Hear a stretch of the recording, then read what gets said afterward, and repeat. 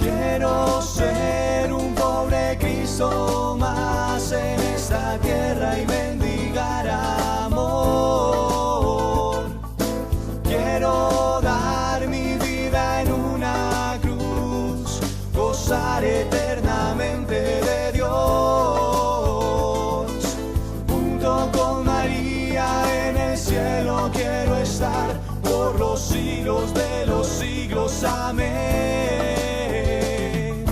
Quiero ser santo para Dios. ¿Quién como Dios? Nadie como Dios.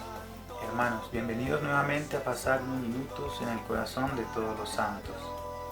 En esta ocasión vamos a conocer a un santo que es uno de mis dos santos de devoción, que con toda seguridad nos va a sorprender con esa vida tan maravillosa e inspiradora para los que estamos llamados a este largo camino de conversión. Pero antes pongámonos en presencia de Dios, nuestro Señor. Pidamos para nosotros en este momento la presencia de su Santo y Divino Espíritu. Con una canción, vamos a entonar la canción para pedir Espíritu Santo. El Espíritu de Dios está en este lugar. El Espíritu de Dios se mueve en este lugar. Está aquí para consolar, está aquí para liberar, está aquí para guiar. El Espíritu de Dios está aquí. Muévete en mí, muévete en mí. Toca mi mente y mi corazón, llena mi vida de tu amor. Muévete en mí, Santo Espíritu, muévete en mí. Muévete en mí.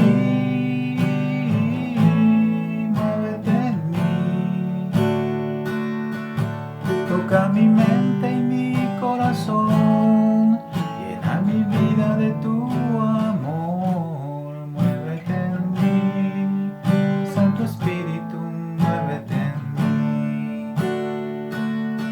Muévete en mí, Santo Espíritu, muévete en mí. Muévete en mí, Dios Espíritu.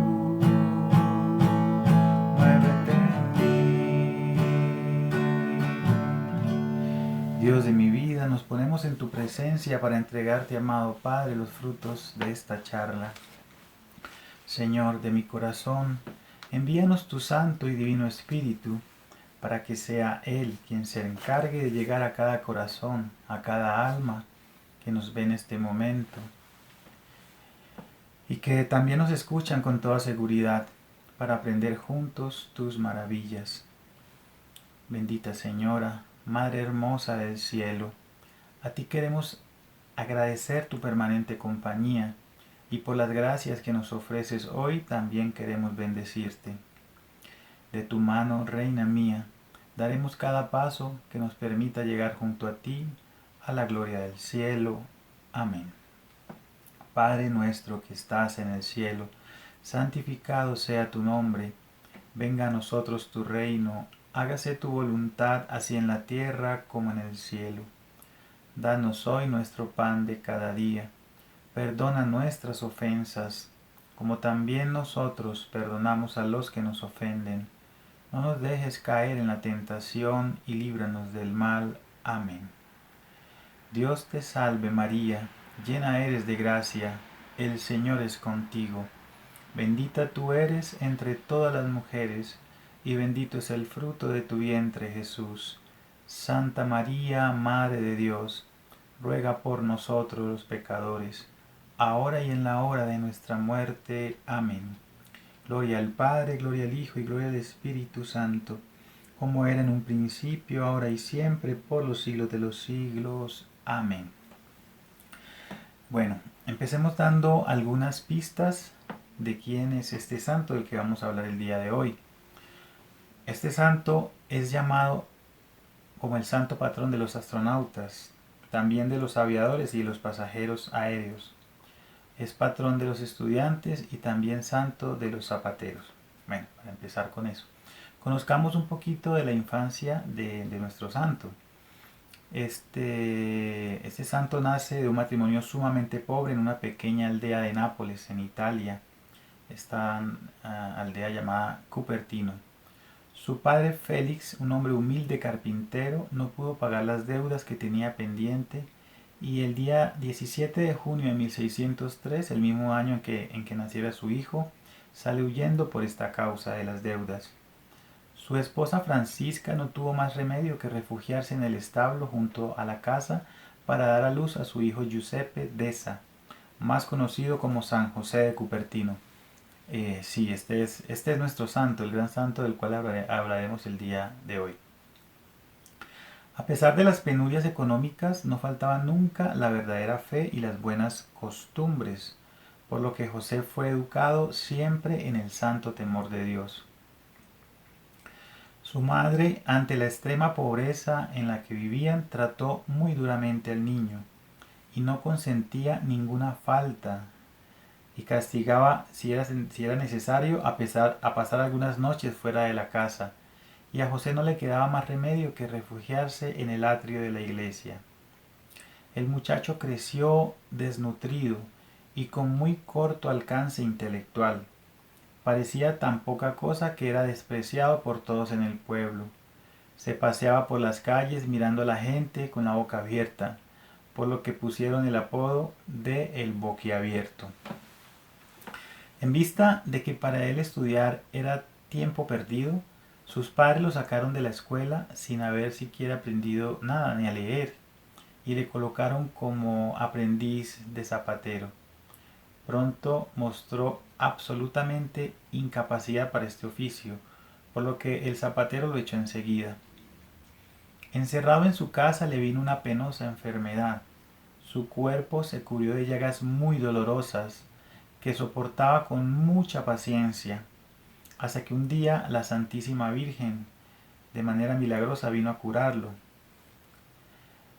Pero lo que más fue notorio era su piedad. Pasaba muchas horas en la iglesia arrodillado en oración. Su fervor lo hacía olvidarse hasta de comer y muchas veces debían obligarlo a que comiera. De esta forma transcurrió su adolescencia. Ahora hablemos sobre cómo llegó la vocación. A los 17 años sintió ese llamado a la vida religiosa, por lo que pidió ser admitido en la orden de los franciscanos conventuales. Esto gracias a la recomendación de dos tíos suyos que eran frailes en el convento, y José entró como lego. Explicando un poquito lo que significa los hermanos legos, son miembros de una orden religiosa católica, en este caso la orden franciscana. Los legos se ocupan de las labores manuales y de los asuntos seculares del monasterio. Esto lo hacen con el fin de permitir una vida plena contemplativa de los monjes. José pasaba mucho tiempo rezando y haciendo penitencia, tanto que descuidaba los oficios que se le asignaban, siendo muy pronto considerado un incapacitado hasta para fregar los platos. Incapacitado para vivir en comunidad, todos reconocían su bondad y su humildad, y por esto era muy querido por todos. Pero a pesar de eso, no tardó mucho en ser echado del convento. Después de este primer intento, José pensó en una orden más sencilla, por lo que solicitó ser recibido por los capuchinos. El ambiente de pobreza y recogimiento de aquella casa encantó a José, y los religiosos también estaban muy impresionados de su humildad, de su amabilidad y de su amor.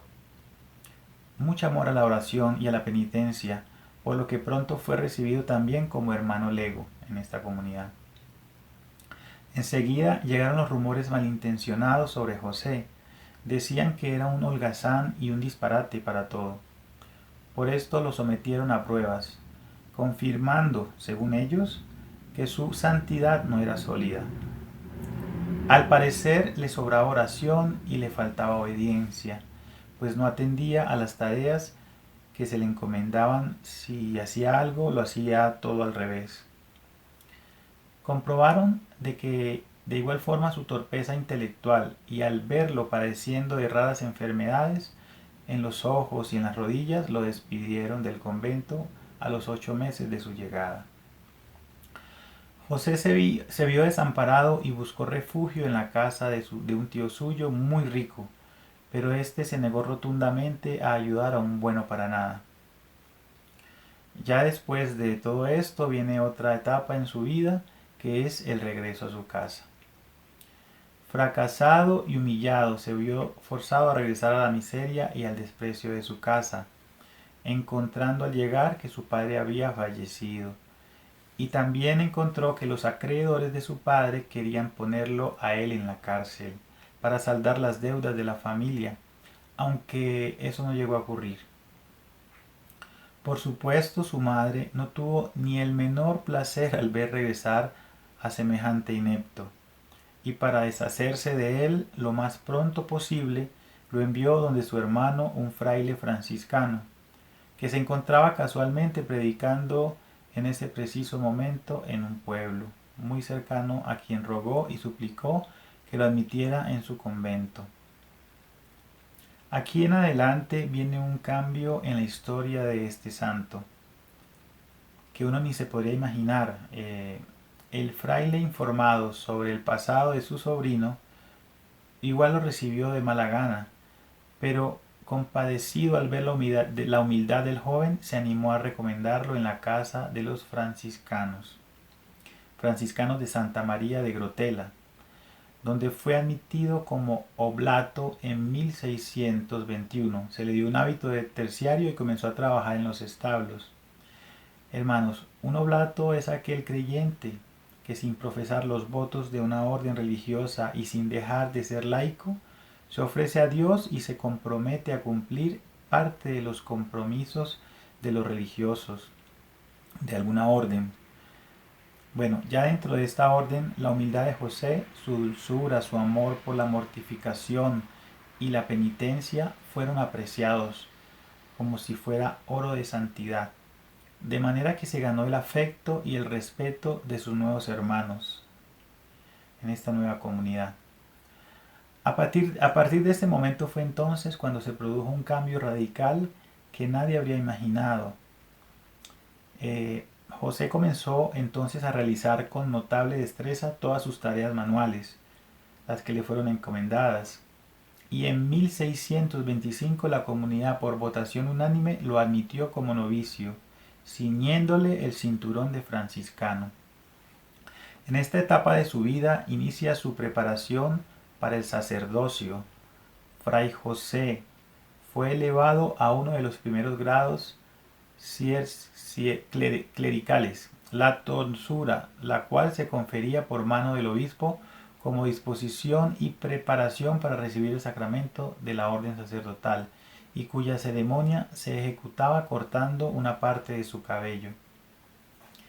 Inmediatamente lo pusieron a estudiar para prepararse para el sacerdocio, y se veía obligado a dedicar muchas horas al estudio, pero su capacidad intelectual no respondía al gran esfuerzo que Fray José hacía.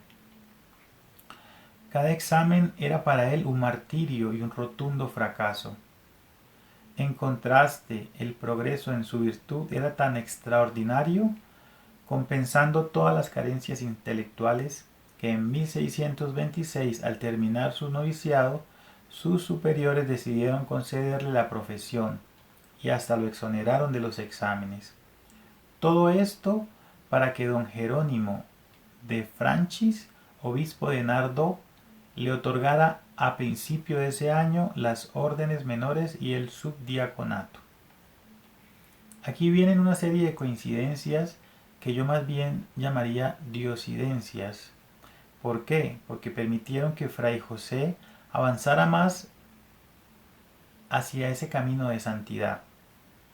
Acontecía que cada vez que iba a presentar un examen era absolutamente incapaz de responder a nada. Nuestro santo se presentó a uno de los exámenes finales. La única frase del Evangelio que el pobre Fray José era capaz de recordar y de explicar complementamente bien era aquella que dice: dichoso el seno que te llevó, de Lucas 11:17. Al comenzar la prueba, el jefe de los evaluadores dijo: voy a abrir el Evangelio y la primera frase que salga será la que tiene que explicar. Y salió precisamente la única frase que Fray José sabía explicar. Y lo hizo perfectamente, con tan devota elocuencia que todos quedaron sorprendidos.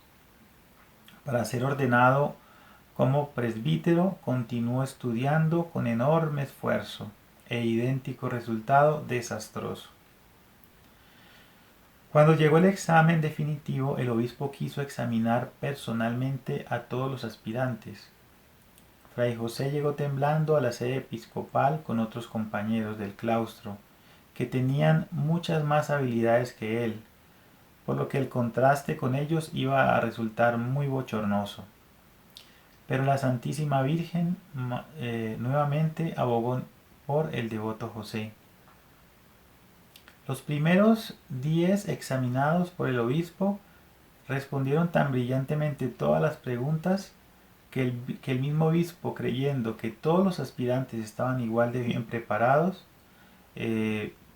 básicamente suspendió el examen cuando llegó el turno de Fray José, diciendo lo siguiente: ¿para qué seguir examinando a los demás si todos se encuentran tan bien preparados? Y de esta manera probaron todos, librándose de cada catástrofe por unas casualidades que fueron más tarde atribuidas al designio de nuestro Señor, de Dios. Finalmente, el 18 de marzo de 1628 fue ordenado sacerdote. Durante el ejercicio del sacerdocio atrajo muy pronto a multitudes, peregrinos. Sabía que no tenía cualidades especiales para predicar ni para enseñar, pero entonces suplía estas deficiencias ofreciendo grandes penitencias y muchas oraciones por los pecadores. Jamás comía carne, ni bebía ninguna clase de licor. Ayunaba a pan y agua durante muchos días. Se dedicaba con gran esfuerzo y consagración a los trabajos manuales del convento, que era para lo único que se sentía capacitado. Un caso único y muy raro fue que desde el día de su ordenación sacerdotal entraba en éxtasis casi que diariamente y con mucha frecuencia durante la Santa Misa, precisamente cuando estaba rezando los salmos de la Sagrada Biblia. Eran frecuentes en él las curaciones milagrosas y eventos sobrenaturales, como no se conocen en esa cantidad en ningún otro santo. En los éxtasis lo pinchaban con agujas, le daban golpes con palos y hasta le acercaban a sus dedos velas encendidas, y no sentía nada. Lo único que lo hacía volver en sí era oír la voz de su superior que lo llamaba, para que fuera a cumplir con sus deberes. Cuando regresaba de su éxtasis, pedía perdón a sus compañeros, diciéndoles: excúsenme por estos ataques de mareo que me dan. Bastaba que le hablaran de Dios o del cielo, para que se volviera insensible a lo que sucedía a su alrededor. Ahora se explicaban el por qué cuando niño andaba tan distraído y con la boca abierta. Durante los 17 años que estuvo en el convento de Grotela, sus compañeros de comunidad presenciaron 70 éxtasis de este santo. El más famoso sucedió cuando 10 obreros deseaban llevar una pesada cruz, a una montaña y no lo lograban. Entonces Fray José se elevó por los aires con la cruz y la llevó hasta la cima del monte. En una época de su vida los fenómenos llegaron a ser tan frecuentes que sus superiores tuvieron que excluirle del coro, pues en contra de su voluntad interrumpía las ceremonias de la comunidad con sus espontáneos vuelos, cuando se encontraba en estado de éxtasis. Sobre las levitaciones podemos decir que se conocen más de 200 santos que experimentaron este fenómeno. Este don extraordinario consiste en la elevación del cuerpo sin la participación de ninguna fuerza física. Se ha considerado como un regalo que Dios hace a ciertas almas muy espirituales. San José de Cupertino tuvo muchísimas levitaciones, es decir, volaba por los aires. Un registro más de uno de estos acontecimientos fue enfrente de los embajadores de España de aquella época. Un día llegó el embajador de España con su esposa y mandaron a llamar a Fray José para que fuera a su palacio y querían hacerle una consulta espiritual. Este llegó corriendo, pero cuando ya iba a empezar a hablar con ellos, vio un cuadro de la Virgen que estaba en lo más alto del edificio. Se fue elevando poco a poco por el aire hasta quedar frente al rostro de la sagrada imagen. El embajador y su esposa contemplaban emocionados semejante suceso, que jamás habían visto antes. El santo rezó un momento y luego descendió suavemente al suelo, y apenado subió corriendo a su habitación y ya no bajó más ese día. Fray José pasó sus últimos 6 años de vida en la localidad de Osimo, en Italia.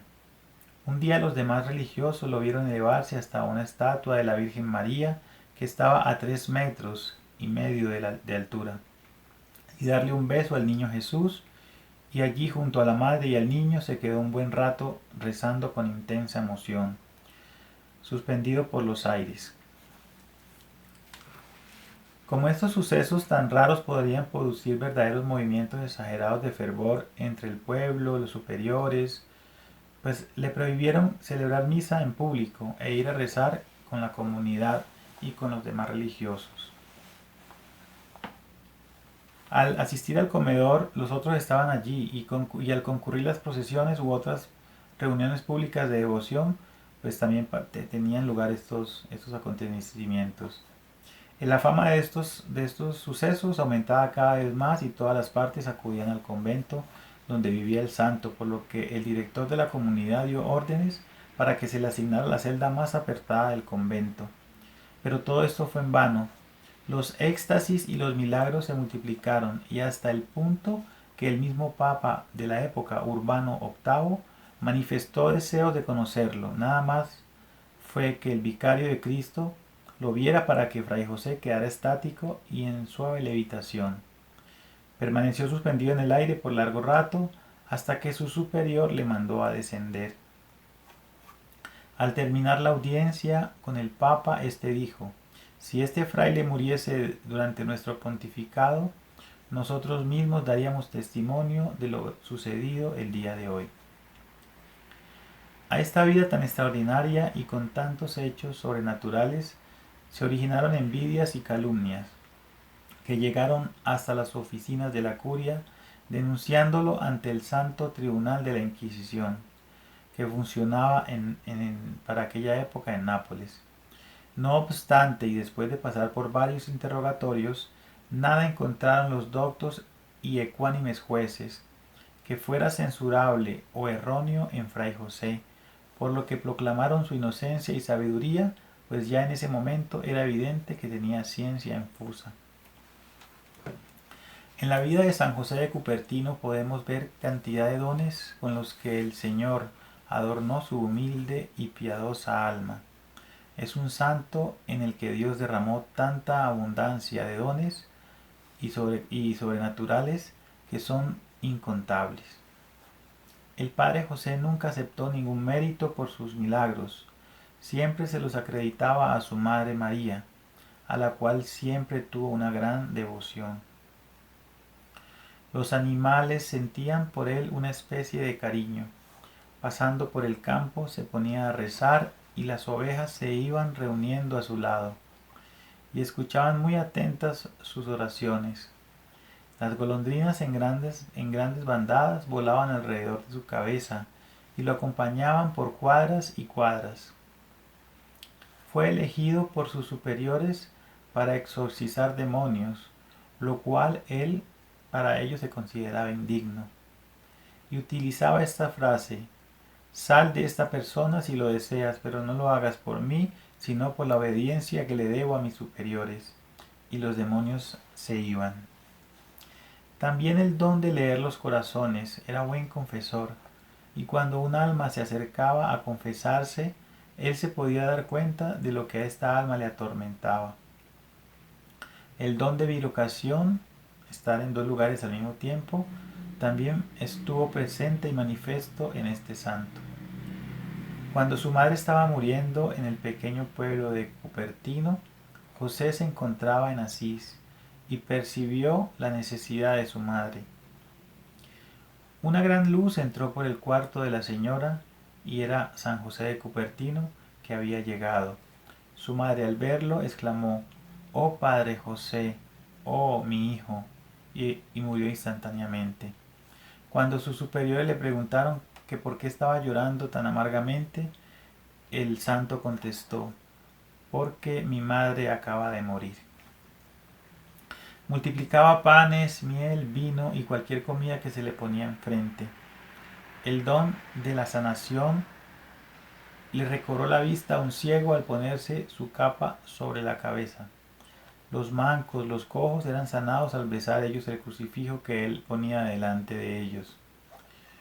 Hubo una plaga de fiebre muy alta y los enfermos eran curados al hacerle la señal de la cruz sobre su frente, bajándole la fiebre hasta la temperatura normal solo con imponer la señal de la cruz. También resucitaba a los muertos. Tuvo el don de profecía, predijo el día y la hora de la muerte de los papas Urbano VIII e Inocencio X. Tuvo también el don de tocar corazones hacia la conversión. El más conocido ejemplo fue el del príncipe John Frederick, un luterano, que a los 25 años de edad fue a Asís con 2 escoltas, un católico y otro protestante. Todos entraron a la iglesia donde el padre José celebraba la Santa Misa, y a la hora de la consagración, cuando el padre quiso partir la hostia, ésta estaba tan dura como una piedra, y tuvo que devolverla a la patena. El padre José comenzó a llorar de dolor y a levitar a unos 3 pies de altura. Cuando regresó al altar trató otra vez de partir la hostia y haciendo gran esfuerzo lo logró. Más tarde, cuando los superiores le preguntaron que por qué no había podido o por qué se había demorado tanto en partirla, él respondió: «Mis queridos hermanos, la gente que asistió hoy a la misa tiene en el corazón tan duro, pero tan duro, que por eso el Cordero de Dios se endureció en mis manos y no podía yo partir la hostia consagrada». Bueno, ahora hablaremos de sus últimos días. Desde que llegó a la que iba a ser su última morada hasta que enfermó el 10 de agosto de 1663, puede decirse que pasó el ocaso de su vida en un continuado y dulcísimo rapto. Tuvieron que separarle de la comunidad y ubicarlo en un oratorio interior para celebrar con extraordinario fervor el santo sacrificio, que solía durar casi 1 hora. El día de la Asunción de la Virgen, en el año de 1663, un mes antes de su muerte, celebró su última misa, y estando en plena celebración quedó suspendido por los aires como si estuviera en el mismísimo cielo, con Dios. Muchos testigos presenciaron este suceso. El don de profecía que había mostrado antes en favor de otros le sirvió también entonces para conocer la proximidad de su muerte. Se preparó para el trance final con singular fervor y pidió él mismo que le administrasen los últimos sacramentos. Aunque consumido por la fiebre en su pobre lecho, al sentir el toque de las campanillas que anunciaban la proximidad del viático, como impulsado por un resorte de su amor, dio su último vuelo para salir disparado sobre el aire al encuentro de Jesús, exclamando: «Oh, véase libre cuanto antes mi alma de la prisión de este cuerpo, para unirse con vos». Después entró en suave agonía, fijó los ojos siempre en lo alto y repitiendo: «Deseo partir y estar con Cristo». Uno se pregunta, ¿qué contemplaría en este momento aquel quien durante toda su vida disfrutó de tan dulcísimos raptos. Solo se sabe que sus últimas palabras fueron «Monstrate esse matrem», del latín que significa «muestra que eres madre». Es un fragmento del himno de la Virgen Ave Maris Stella. A las 12 menos cuarto del martes 18 de septiembre de 1663, con el rostro iluminado y una larga sonrisa en sus labios, entregaba su espíritu a Dios, este finísimo amante de María, a la edad de 60 años. Aquel perfume milagroso y celestial que tantas veces había descubierto su presencia en los recovecos de los conventos, se difundió por todas partes y duró en su celda más de 13 años. Fue sepultado en la capilla de la Inmaculada de la iglesia conventual de San Francisco de Osimo. Muy pronto comenzaron a manifestarse sobre su sepulcro numerosos milagros que incrementaron la devoción popular y condujeron a José de Cupertino al honor de los altares. El Papa Benedicto XIV, que era rigurosísimo de aceptar milagros, estudió cuidadosamente la vida de José de Cupertino y declaró: todos estos hechos no se pueden explicar sin una intervención muy especial de Dios. Lo beatificó el 24 de febrero de 1753 y Clemente XIII lo canonizó el 16 de julio de 1767. Su fiesta se celebra el 18 de septiembre, es invocado como patrón de los estudiantes y de manera muy especial en los exámenes.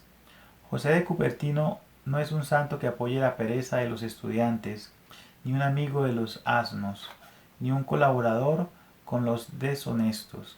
Más bien es un intercesor y cooperador con quien quiere construir su carrera con él. Recto uso de las propias fuerzas físicas y espirituales. Los lugares de peregrinación para los devotos del santo son Osimo, en cuya basílica se conserva su cuerpo; Cupertino, su ciudad natal, con 2 centros de devoción: el santuario que levantó la ciudad sobre la cuadra que le vio nacer, y la casa paterna y el convento de la Grotela, iglesia muy frecuentada por los cupertinianos. Asís en el centro, convento donde se conservan las habitaciones donde estuvo prisionero el santo de los vuelos. Hermanos, así concluimos esta narración de la vida de este gran santo. Como les dije al principio, es uno de mis 2 santos de devoción, que me cautivó por su inmensa ternura y por su forma como Dios derramó sobre él innumerables gracias y dones. Cerraremos este momento tan hermoso con una oración a San José de Cupertino y entregándole los frutos de este hermoso momento a nuestra Madre del Cielo.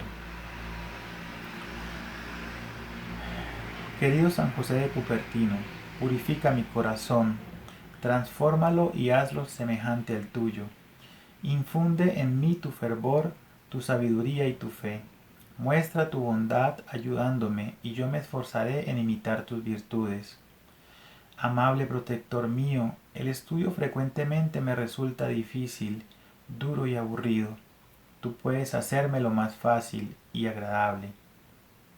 Espera solamente mi llamada, yo te prometo un mayor esfuerzo en mis estudios y una vida más digna de tu santidad. Oh Dios, que dispusiste a traerlo todo a tu unigénito Hijo elevado sobre la tierra en la cruz, concédenos que por los méritos y ejemplos de tu seráfico confesor, José, sobreponiéndonos a todas las terrenas concupiscencias, merezcamos llegar a Él, que contigo vive y reina por los siglos de los siglos. Amén. Hermanos, que la gracia, la paz y el amor de nuestro Señor Jesucristo permanezca en cada uno de ustedes.